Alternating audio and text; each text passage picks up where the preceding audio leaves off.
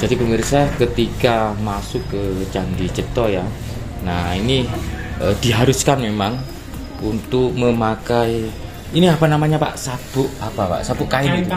Kain kampuh namanya ya teman-teman ya. Motifnya sama seperti ini. Semua pengunjung harus pakai semua dan tidak dikenakan biaya, sebetulnya hanya sukarela begitu ya. Jadi macam-macam, ada yang ya macam-macam lah sukarela teman-teman. Tidak dikenakan tarif sebetulnya. Nah, setelah kita isi daftar pengunjung, baru kita masuk. Nah, untuk loketnya 15.000 ya, sangat terjangkau. Dan inilah yang dimaksud dengan Candi Cetho yang berada di Desa Gumeng, Kecamatan Jinawi, Kabupaten Karanganyar, Provinsi Jawa Tengah. Oke, seperti ini teman-teman. Nah, ini lumayan tinggi ya, karena ini berada di kaki gunung ataupun di lereng Gunung Lawu. Nah, seperti ini. Kalau kita coba melihat ke bawah, maka pemandangan di bawah itu seperti itu. Nah, di ketinggian kisaran 1400 mdpl, 1496 ya, yang saya baca di artikel. Oke, Bu. Nah, ini rumah makan Desa Cetho. Oke, seperti ini. Nanti kita masuk lewat sini. Nah, oke, kita masuk dan nyampe sini kita menaiki anak-anak tangga yang sudah tertata rapi, dan kemungkinan untuk anak-anak tangga ini memang dari dulu ya posisinya itu sudah seperti ini, dari batu andesit. Kita naik, oke,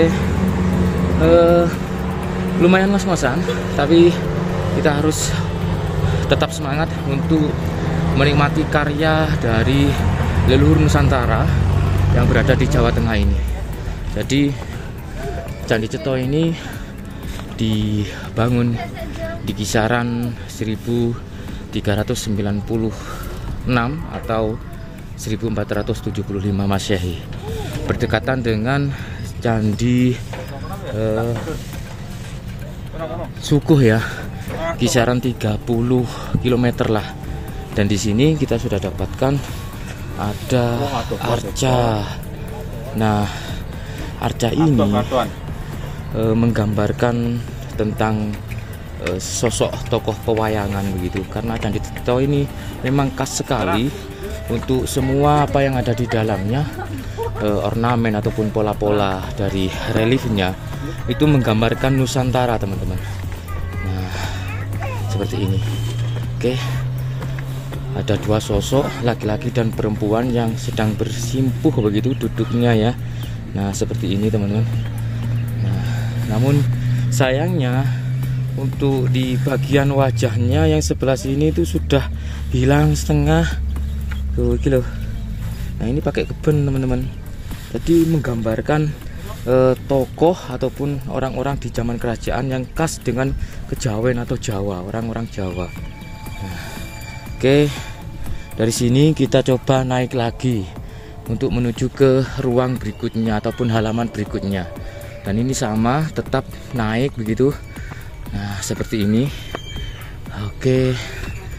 Nah, di sini kita dapati lagi arca yang duduk dengan kakinya bagian kanan itu ditekuk begitu. Namun unik sekali ketika kita melihat posisi tangannya. Ini seperti menyatu begitu, dan untuk jari jempolnya nah, seperti ini ya. Kurang tahu itu mungkin simbol dari orang yang sedang bertapa ataupun mungkin orang yang lagi nyantai begitu ya. Di sini bisa dilihat nakas beberapa fish dari zaman dulu. Itu ada semacam kumis beserta jenggotnya teman-teman. Nah, bagus sekali ya. Oke, karena ini di hari Sabtu banyak sekali pengunjung yang lagi berdatangan. Semakin siang semakin banyak pengunjung yang berdatangan. Nah, ini mbaknya sama masnya selfie. Nah, dokumentasi keluarga. Oke, kita naik lagi ke halaman berikutnya. Kalau melihat dari apa yang saya baca, ada sekitar 13 halaman ya, ataupun ruang-ruang sakral di dalamnya. Dan di sini kita dapatkan gapura bentar.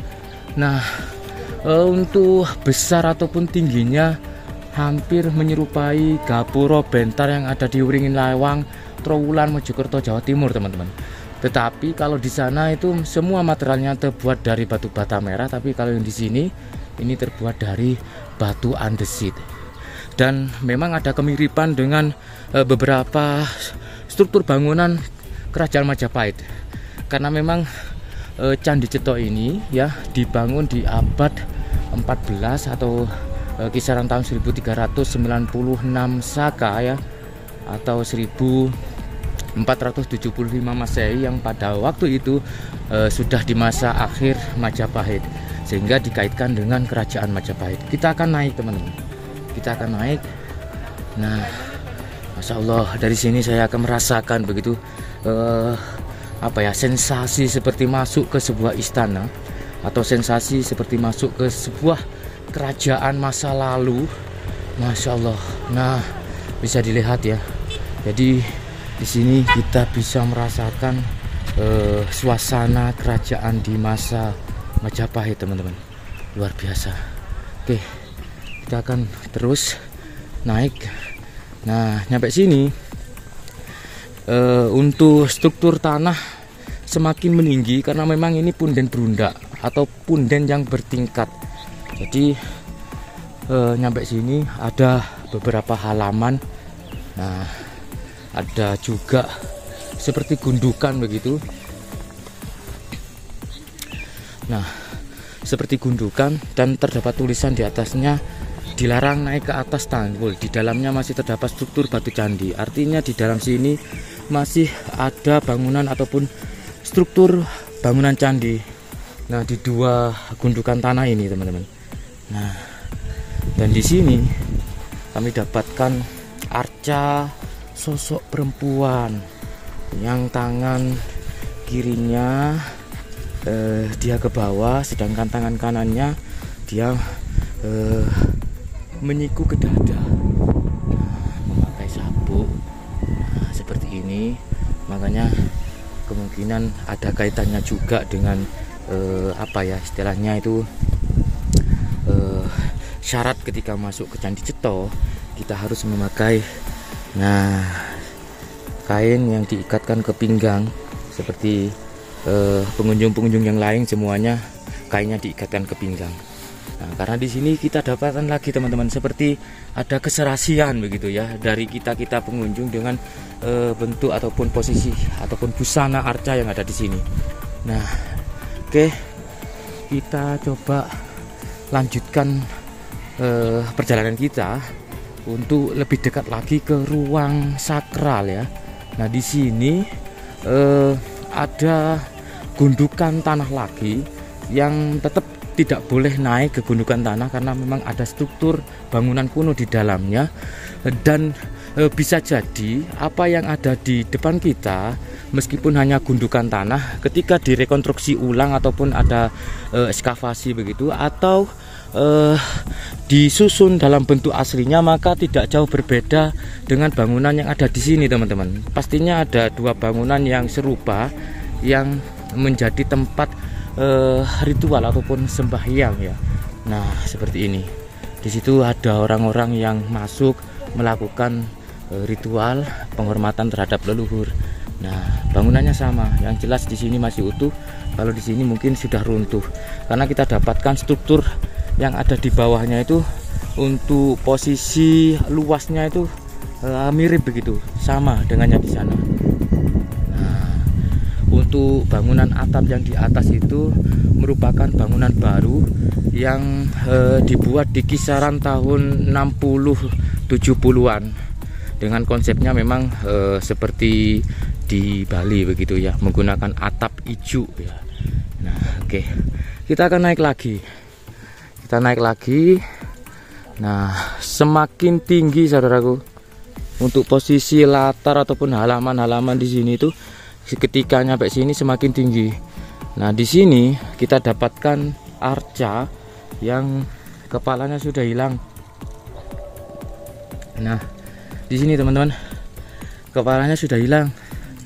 Dan untuk anak-anak tangganya tetap begitu, sama seperti yang di bawah, naik ke atas begitu teman-teman, naik ke atas. Dan di sini kita dapatkan arca yang kepalanya sudah hilang. Kurang tahu apakah ini faktor karena bencana mungkin terbentur atau memang ada kesengajaan di zaman itu, kita tidak tahu. Tapi sangat disayangkan sekali ya, sehingga kita tidak bisa, saya pribadi begitu tidak bisa mendeteksi sosok siapa yang dibentuk dalam arca sosok manusia yang ada di depan kita ini. Namun di belakangnya ini sesuatu yang istimewa, kita dapatkan inskripsi yang dipahat di batu andesit. Nah, ada beberapa baris di sini, dan dari sinilah bisa dideteksi lagi ataupun bisa diestimasi ya pendugaannya bahwa Candi Cetho tidak jauh berbeda ya untuk tahun pembangunannya dengan Candi Sukuh yang ada di sama-sama di lereng Gunung Lawu. Kita coba naik lagi. Nah, di sini ada tulisan dilarang memanjat ya. Nah, bukan berarti apa-apa teman-teman, tapi struktur ini sudah rawan runtuh, dan untuk supaya bentuknya tetap stabil, bahkan bentuknya lebih bagus lagi karena sudah termakan zaman, maka kita sebagai pengunjung tidak boleh melakukan hal-hal yang sudah dilarang di tempat ini. Dan di sini kami mendapati beberapa bentuk batu yang ditata dengan rapi, dan disinilah bahwa bangunan di Candi Cetho ini memang benar-benar menggambarkan keaslian dari Nusantara.